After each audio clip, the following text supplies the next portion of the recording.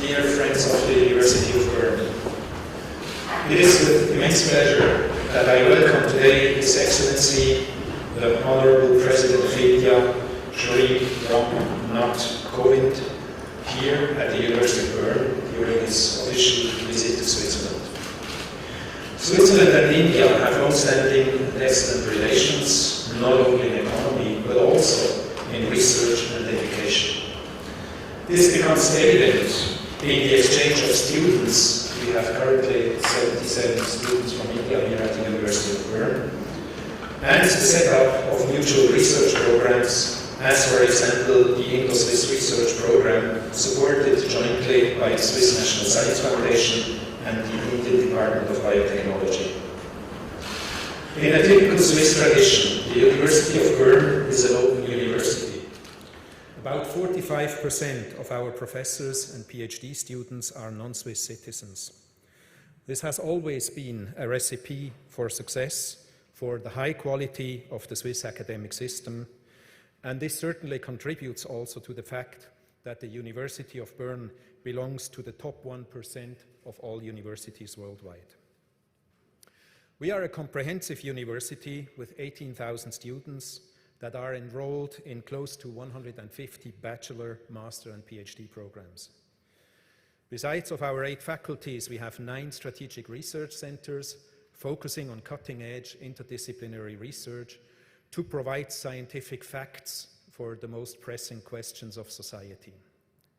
These research centers are focusing on the fields of sustainability, medicine and health, intercultural knowledge, matter and universe, as well as politics and administration. Climate change is probably the most challenging global threat of these days, and this can be seen by simply looking at the speed in which glaciers disappear in the Alps and also in the Himalayas. Climate science has been a research focus at the University of Bern for more than half a century. We have significantly contributed in providing hard data on the evolution of greenhouse gases over the last 1.5 million years. With this, the University of Bern has considerably shaped the Paris Agreement of 2017, which defines the important climate goals for the future. This treaty has been ratified by 185 countries, including also India and Switzerland. India, being the second largest country in the world, and Switzerland both have a strong responsibility in taking effective measures towards climate neutrality. Both countries have demonstrated in the past to take responsibility in the international community. India was presiding the Intergovernmental Panel on Climate Change, while the University of Bern was co-leading the IPCC Scientific Working Group, responsible for setting the climate goals for the Paris Agreement. One of our professors actually was also instrumental in leading the international expert group for the UN Global Sustainability Report that has just presented yesterday in New York. We are proud that we have the President of India today here in Bern at the university, and I would like to welcome the President and ask him to step up in order to present us his note. Thank you very much for coming.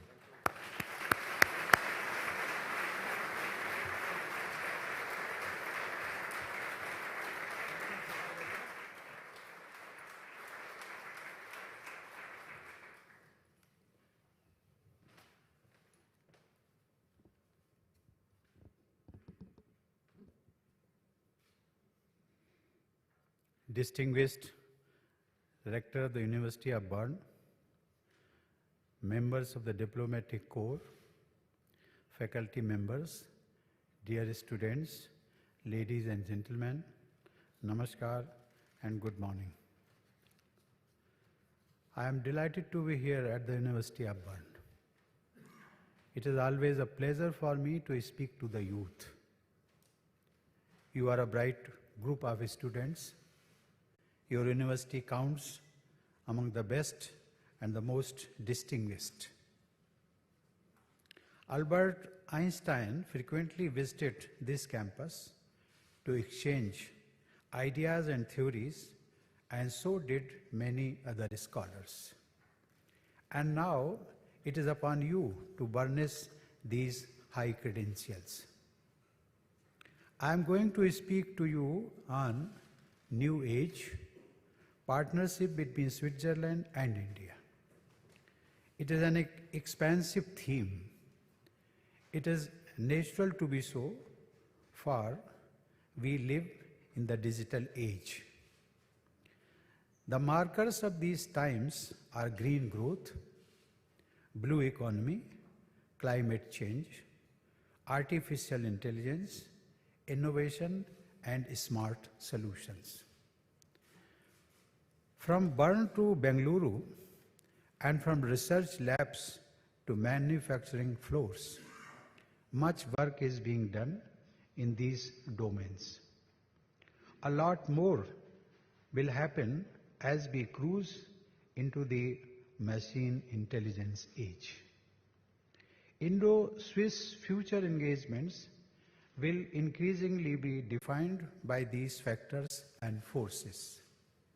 And as we prepare to build our future partnerships, we will continue to derive inspiration and strength from our past and contemporary partnerships, as well as our foundational principles.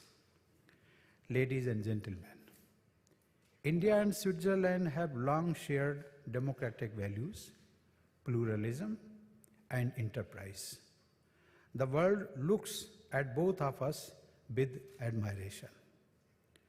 You are among the world's oldest democracy, wherein more than 2,000 communes functions democratically. And India, the world's largest democracy, with a 900 million electorate, out of which over 600 million participated in the largest festival of democracy on this planet just a few months back. We metaphorically describe the deep foundational connection between the Indian and Swiss thought and values as the connection between the Alps and the Himalayas. The energy of these mountains has ever drawn our people closer. In 1896, a great son of India, Swami Vivekananda, traveled to your beautiful country with a message to combine the best of the East with that of the West. I am pleased that Switzerland has honored him with the installation of a bust in the village Saas-Fee. Decades later, you had another important visitor from India. Albert Einstein described him in this manner, and I quote, "Generations to come will scarce believe that such a one as this, ever in flesh and blood, walked upon this earth," unquote. This man was no other than Mahatma Gandhi. He visited Switzerland in 1931 on the invitation of Nobel laureate Roma Rolla. This year we are celebrating the 150th birth anniversary of the father of our nation, Mahatma Gandhi. I am honored that I will be unveiling a bust of Mahatma Gandhi in the city of Billab day after tomorrow. I will also be planting a magnolia sapling in your campus shortly to mark his legacy. Ladies and gentlemen, our rich cultural engagement had set the stage for bilateral cooperation long before we signed our friendship treaty.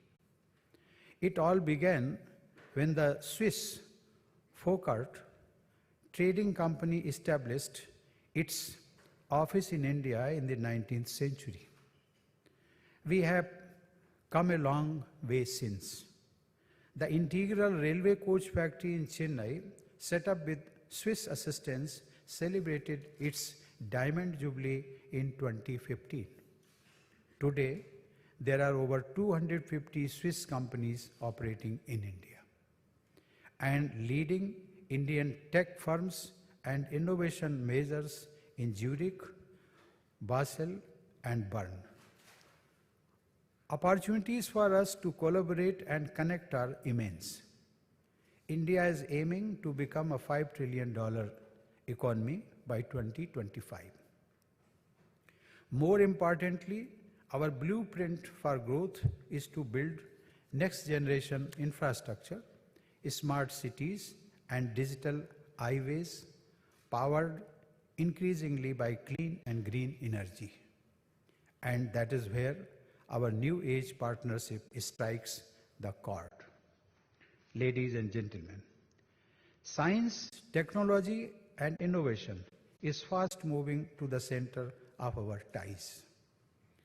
Over 80 scientific institutions and 300 researchers from India and Switzerland have connected with each other on joint programs. Under these, 4 virtual centers of excellence on microengineering, microelectronics, diseases control, and advanced materials have been established in India. Earlier this year, Swiss AstroSat 0.2 satellite was set in orbit by India's Polar Satellite Launch Vehicle. A few weeks ago, our second moon mission, that is Chandrayaan-2, was launched. The gains from the mission are firing the determination of our space scientists to conquer new frontiers. Our accomplishments indeed open new possibilities for bilateral collaboration. Switzerland is a world leader on innovation.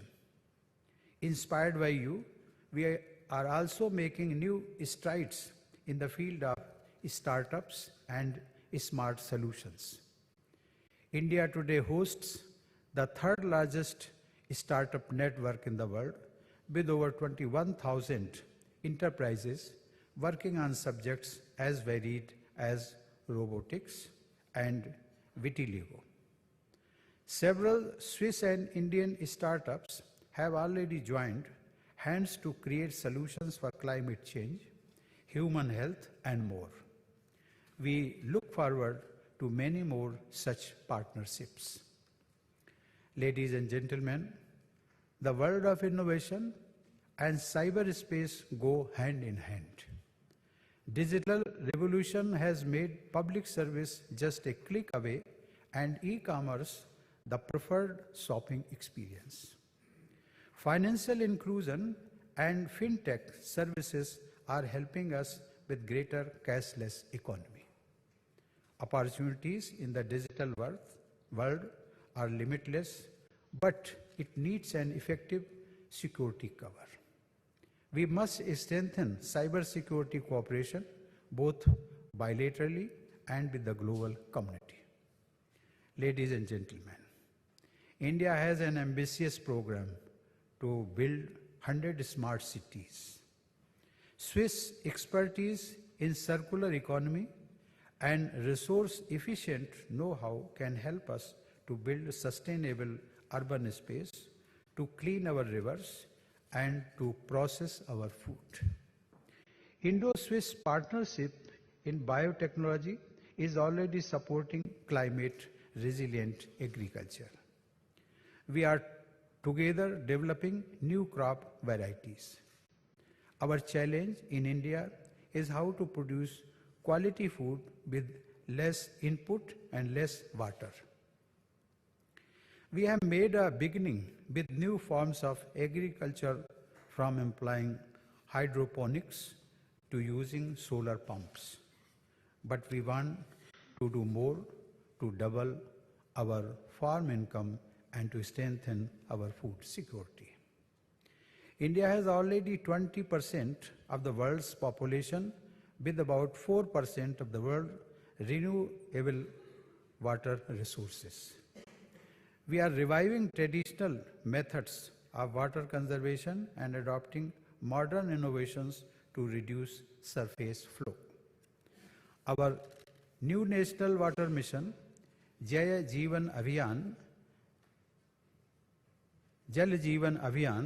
with an investment of over 50 billion US dollars, aims to provide clean tap water to around 146 million households by 2024. The mission opens new opportunities for Indo-Swiss collaboration.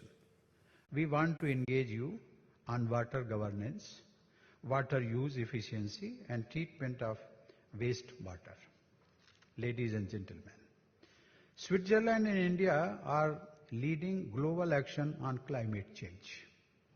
India is on course to meet its commitments under the Paris Accord to reduce energy intensity of its growth and to achieve 40% of its energy use from non-fossil sources.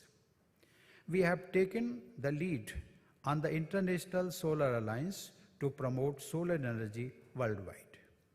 So far, 75 countries have become its members.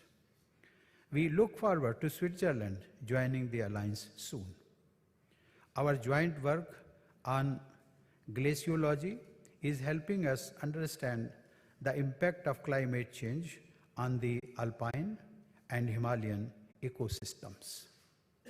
As a result of our collaboration, all the 12 Indian Himalayan states have worked out their climate vulnerability maps. Ladies and gentlemen, Swiss clean technology and Indian green energy requirements are smart suitors to each other.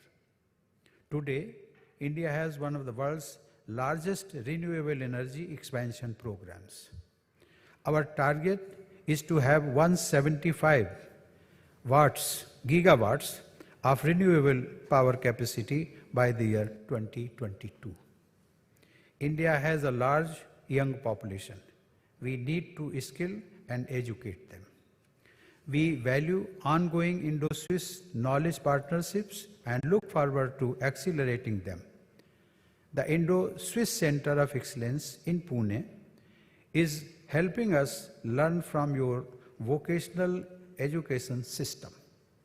Over 1,000 Indian researchers and students are presently based in Switzerland.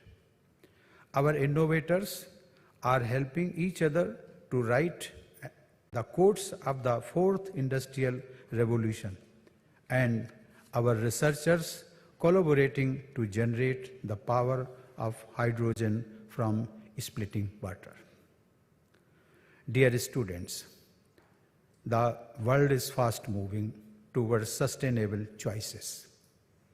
The shared Indo-Swiss reverence and respect for nature pulls us even closer to them. I am happy that Ayurveda has found a home in Switzerland. We can combine the power of our traditional knowledge to add value to our health and happiness. The knowledge society that we are building seeks equal space for women. India remains committed to doing more for them. Our university results each year have a growing number of women achievers. This is the new normal for us. Our private sector is also catching up. We have an increasing number of our companies with women in leadership roles. Our empowerment program, Beti Bachao, Beti Padhao, that is Save Daughter and Educate Daughter, is yielding impressive results. Ladies and gentlemen, no word on Indo-Swiss partnership, past, present, or future, is complete without our people-to-people ties. Bollywood has taken Switzerland to every nook and corner of India. Whether it is the snow-clad Jungfrau or the ITU monument in front of the Einstein Museum in Bern, the Indian movie industry has captured it all. The scenes from Indian movies can be as effective as Google Maps in understanding the topography of Switzerland. With those words, let me thank the Rector of the University for organizing this address today. It was a pleasure putting my thoughts before you all. I hope that our new age partnerships flourishes and prospers for the welfare of our people and for the well-being of the global community. Thank you very much.